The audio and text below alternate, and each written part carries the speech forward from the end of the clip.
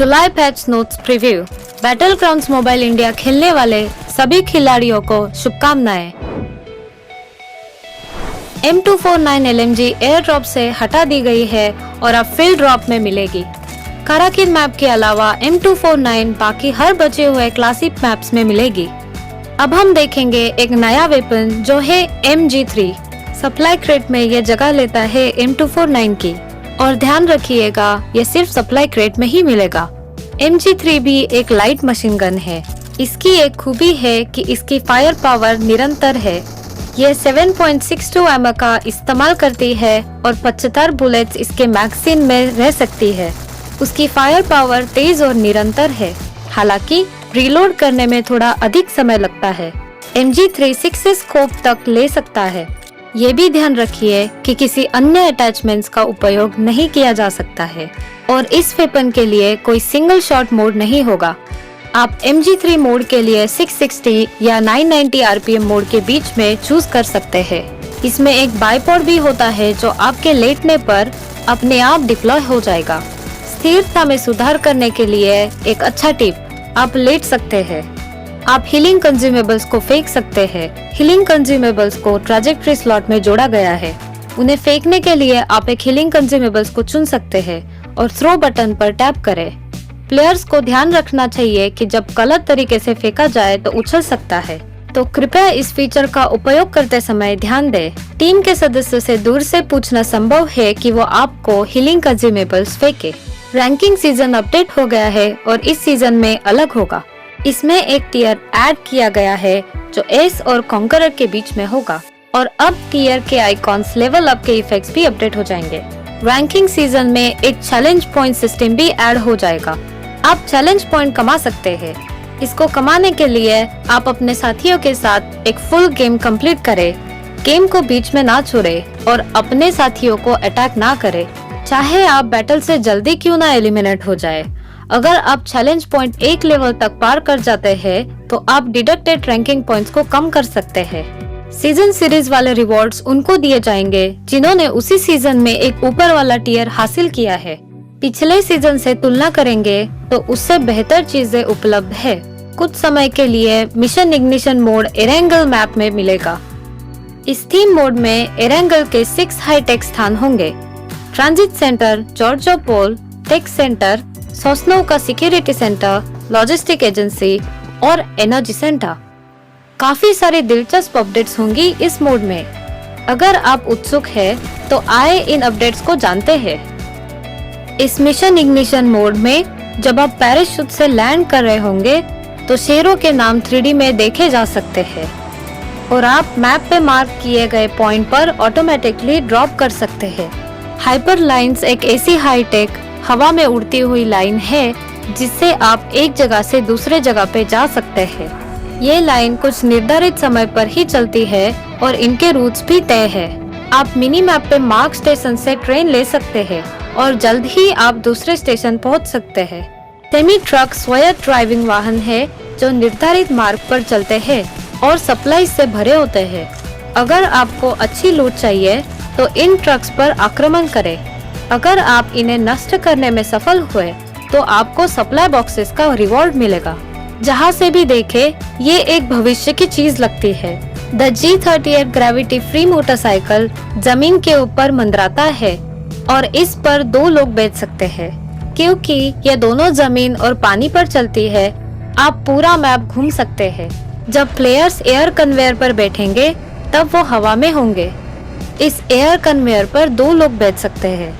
ASM अबाकान सबसे नई assault rifle है जो मिशन इग्निशन मोड में डाली गई है। ये 5.56 एमओ यूज करती है और 30 गोलियां एक रीलोड में फायर करती है। इसमें फायरिंग के 3 मोड्स है, फुली ऑटोमेटिक, बर्स्ट मोड और सेमी ऑटोमेटिक मोड। और इसमें स्कोप, कैंटेड साइट्स, मैगजीन्स ये सब अटैच हो सकती है। ASM अबाकान को यूज करिए और हमें कमेंट्स में बताइए कि कैसी लगी। मिनी मैप में आप पपी आइकॉन को फॉलो करेंगे तो आपको एक स्पेशल पेट्रोल डॉग मिलेगा। इस पेट्रोल डॉग के साथ आप दुर्लभ और उच्च आइटम्स को लोकेट कर सकते हैं। टैक्टिकल मार्किंग डिवाइस के साथ आप खुद भी चेक कर सकते हैं कि आपका साथी किस दिशा में फायर कर रहा है दुश्मन की जगह कहाँ है और सड़क की जानकारी भी मिनी मैप पे मिल जाएगी और ये आपको आसपास के ग्रेनेड की सूचना दिलवाएगी। इस हाईटेक शहर में आप रायट शील्ड से अपने आप को बुलेट से सुरक्षित कर सकते हैं। इसकी बनावट काफी बड़ी और मजबूत है। आपातकालीन में इसे इस्तेमाल करना ना भूलें। एक बार आप इसे सेट कर देंगे फिर इसे हिला नहीं सकते। तो जरूरी है कि आप एक बढ़िया जगह देख के अपनी शील्ड का इस्तेमाल करें और बटन दबा के उसे सेट कर दे। आपके गेम को और पर्सनलाइज करने के लिए हमने और सेटिंग्स लगा दी है। हर एक बंदूक की सेंसिटिविटी आप अलग से सेट कर सकते हैं और अपने गन की सेटिंग्स को कॉपी करके ऑनलाइन ही स्टोर कर सकते हैं। कुछ लो स्पेसिफिकेशन वाले डिवाइसेस पर स्मूथ से भी नीचे एक ग्राफिक का ऑप्शन डाल दिया गया है। हमने 90 FPS कुछ नई डिवाइसेस के लिए भी डाल दिए हैं। आप अब गायरोस्कोप की सेंसिटिविटी का परिवर्तन कर सकते हैं। जब गायरोस्कोप एक्टिवेट होगा और आप फायरिंग कर रहे होंगे तब टिल्ट कैमरा की सेंसिटिविटी भी बदली जा सकती है। हमने एक और सेटिंग डाली है जिससे गायरोस्कोप का ऊपर और नीचे वाला इफेक्ट उल्टा हो जाएगा।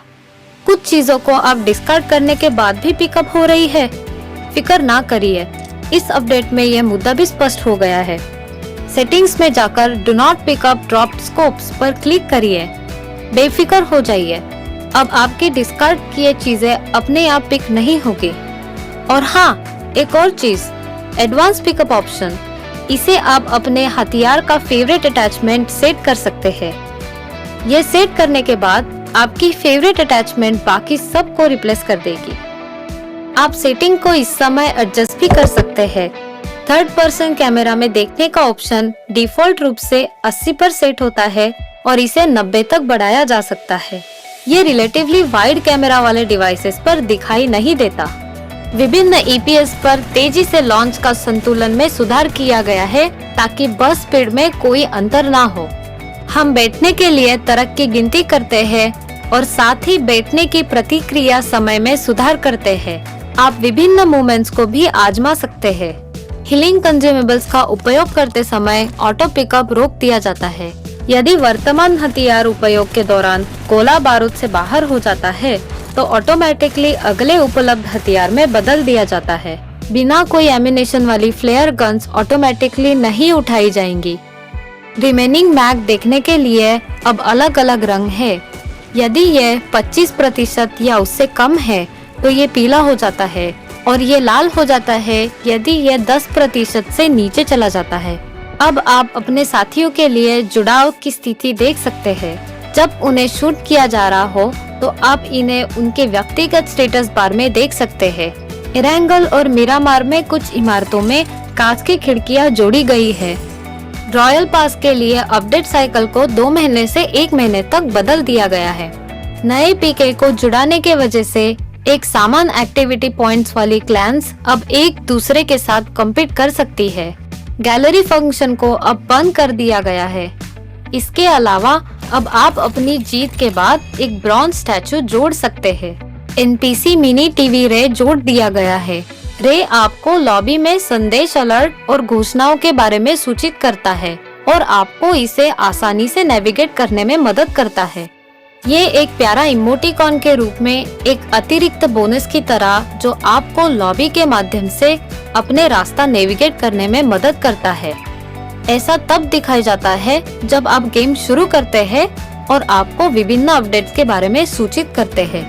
ये आपके साथ प्रैंक भी कर सकता है और हंसी के अच्छे समझ के लिए जाना जाता है। मुझे आशा है कि आप सभी को रे के साथ बहुत मजा आएगा। ये आज के अद्यतन प्रीव्यू का अंत है। अब चिकन डिनर का समय आ गया है।